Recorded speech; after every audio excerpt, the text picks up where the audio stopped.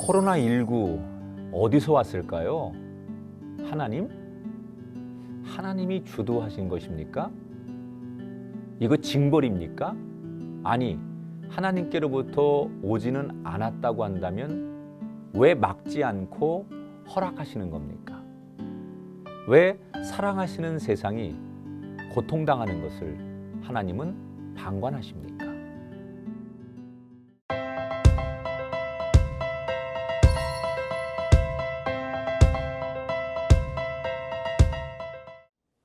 여러분, 코로나 때문에 하나님이 많이 원망스러운 분들이 계시죠.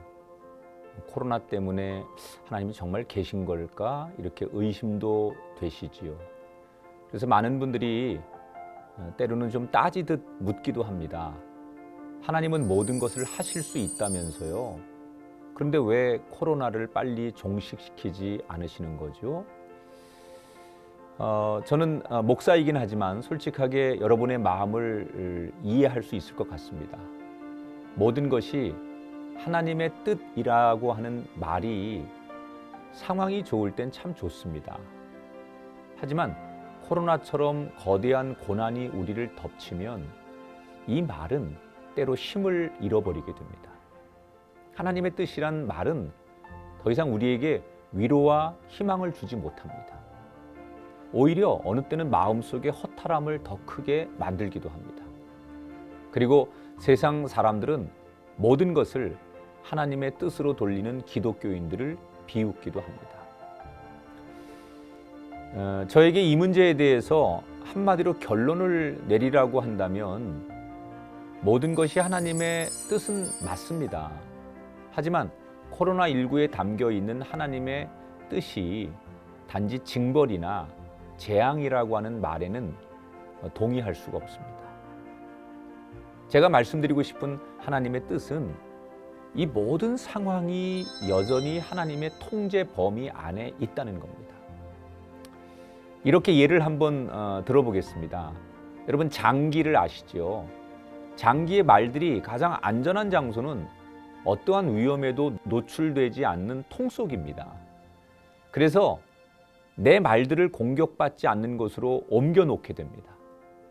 하나님도 이런 방법으로 우리를 통제하실 수 있습니다. 강제적으로 우리를 안전한 곳으로 옮길 수 있습니다. 그런데 장기의 말들과 우리의 차이가 있는데 우리는 인격이 있다는 겁니다.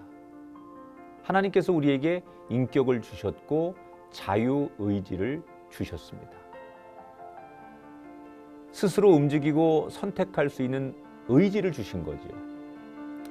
만약 우리가 장기의 말들처럼 인격의 자유가 사라진 세상에서 산다면 정말 행복할 수 있을까요? 여러분은 완벽하게 통제되어 코로나는 없지만 행복할 수는 없는 세상에 살고 싶으십니까? 아니면 그 반대로 코로나가 우리를 덮쳤지만 우리가 자유의지를 가지고 또 서로 사랑하고 위로하고 함께 행복할 수 있는 세상에 살고 싶으십니까? 사실 모든 것을 통제해서 코로나와 같은 고통이 아주 사라진다면 가장 큰 혜택을 누리는 존재는 하나님입니다. 왜냐고요? 하나님은 모든 피조물의 고통에 함께 하시며 더 아파하시는 분이기 때문입니다.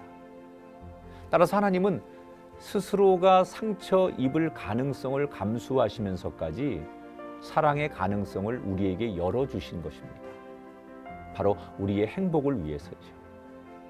이러한 하나님의 진심을 이해한다면 우리가 바라보아야 할 것은 힘든 현실이 아닙니다. 오히려 우리는 코로나19를 지나게 하시는 하나님의 뜻을 바라보아야 될 것입니다. 사랑하는 여러분, 하나님은 우리를 이용해 장기를 두시는 분이 아닙니다. 하나님은 우리가 단지 말판 위에 꼭두가시가 되기를 원치 않으십니다. 하나님은 스스로가 큰 아픔을 겪으시더라도 우리와 인격적으로 사랑의 교류를 나누기를 원하시는 분입니다. 코로나19는 하나님의 통제 범위 안에 있습니다. 하나님의 섭리는 지금도 진행 중입니다. 그러니 각자의 자리에서 이 아픔을 지나게 하신 하나님의 뜻을 헤아려야 될 것입니다. 그리고 그 뜻은 우리의 고통 가운데 함께 하시며 우리보다 더 큰 고통을 감수하시고 우리보다 우리를 더 사랑하시는 하나님을 만나게 될 때 선명하게 발견할 수 있게 될 것입니다.